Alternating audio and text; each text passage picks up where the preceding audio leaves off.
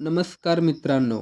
महाराष्ट्राच्या राजकारणात काही नेते असे असतात जे कमी बोलतात पण मोठे निर्णय घेतात.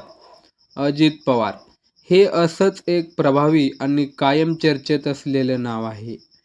त्यांचा राजकीय प्रवास हा फक्त पदांचा नाही तर सत्ता, संघर्ष आणि रणनीती यांचा आहे. आजच्या या व्हिडिओमध्ये आपण अजित पवारांचा संपूर्ण राजकीय प्रवास समजून घेणार आहोत. त्यांची कर्तृत्वशैली, निर्णय घेण्याची पद्धत आणि त्यामागचं राजकीय गणित पाहणार आहोत. हा व्हिडिओ शेवटपर्यंत पहा, कारण शेवटी आपण त्यांच्या पुढील राजकीय वाटचालीवर चर्चा करणार आहोत.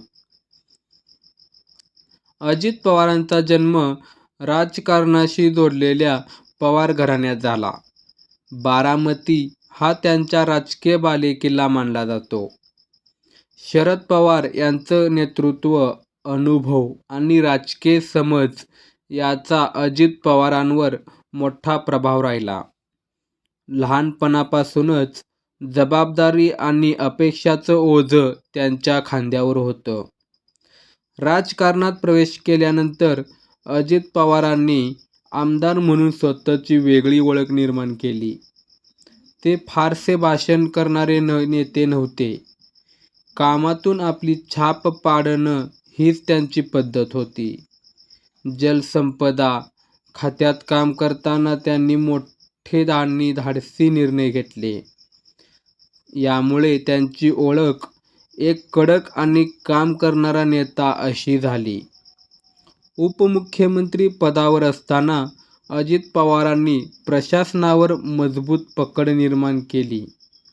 फाईल वर्कला गती देणं, निर्णय लवकर घेणं आणि अंमलबजावणीवर भर देणं ही त्यांची खास ओळख होती.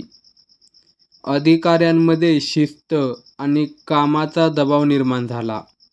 काहींना ते कठोर वाटले तर काहींना प्रभावी प्रशासक वाटले. अजित पवारांचा प्रवास वादांपासून दूर राहिला नाही. काही वक्तव्यांमुळे त्यांच्यावर टीका झाली. काही निर्णयांवर विरोधकांनी प्रश्न उपस्थित केले.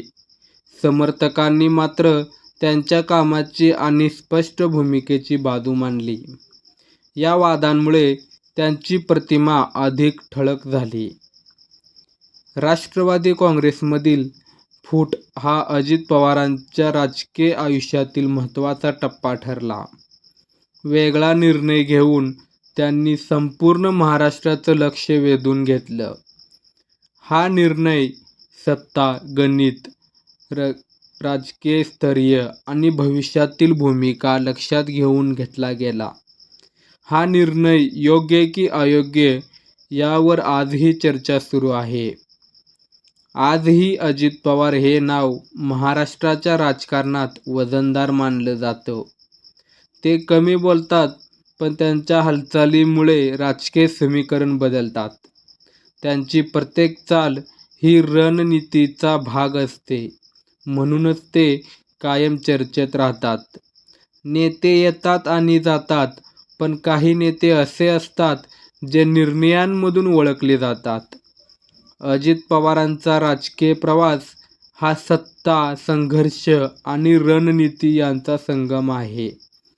हा प्रवास आजही सुरू आहे. माहितीपूर्ण वाटला असेल तर व्हिडिओ लाईक करा. अशाच सखोल आणि माहितीपूर्ण व्हिडिओसाठी आमच्या चॅनलला सबस्क्राईब करा. नवे व्हिडिओ पाहण्यासाठी बेल आयकॉन दाबा. तुमचं मत कमेंटमध्ये नक्की लिहा आणि व्हिडिओ आवडला असेल तर मित्रांना शेअर करा. धन्यवाद.